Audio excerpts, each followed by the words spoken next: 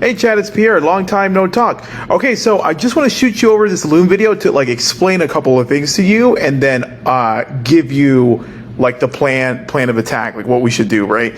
So when it comes to apartments accepting felonies, it's kind of a weird gray area. So with this database, this is a proprietary tool that apartment locators get to use. So you have to have a real estate license to even get access to this. It's more accurate than like apartments.com or what the public has. So it's cool to use this. This is like what makes locators really valuable, right? So on this database, when you look at apartments, we can filter for the ones that accept felonies.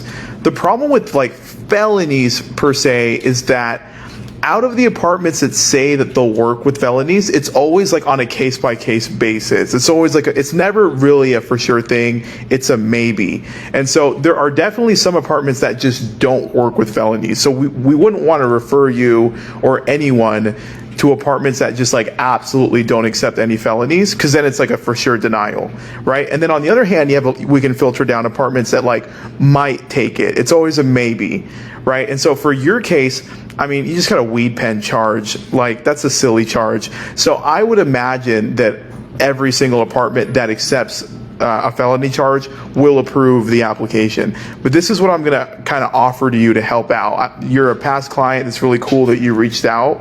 And so this is what I can do for you now. This is a list in the area. You were considering Langdon on Palmer.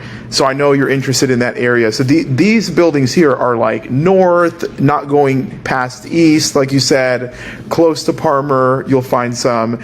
And these have huge specials. So you can see here, like some of them are doing 8 weeks free, 6 weeks free, 8 weeks free, 6 weeks free. Walnut Creek Crossing is not doing any specials, but it's like right by the Langdon. So like check out Walnut Creek Crossing. Now, you also said that like you don't really want a crappy looking apartment, right? So you're probably not interested in like Class C. So on this list, I've included like Class B properties and Class A properties. In Austin, it's really easy to find out the quality of the apartment because it's like a direct relationship with the year built, right? So like newer apartments in Austin are always like Class A, the more mid-aged ones are Class B, and then the super old apartments are usually Class C. It's not like this in every city. Like out in Boston, there's older apartments that are still considered Class A, but in Austin, it's like a linear direct relationship, right? So I've added Class A buildings, Class B buildings onto this list here.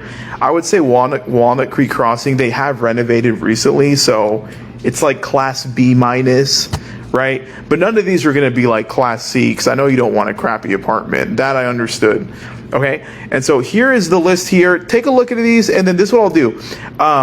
Jump on their live. When I sent you over this list, there's a button that says website. You can check for live pricing now, since it's 2024, directly on their website, which is really cool. And what I'll do is I would recommend applying to like your favorite 2 or 3. Like apply to the Langdon if you want, because the Langdon is a maybe.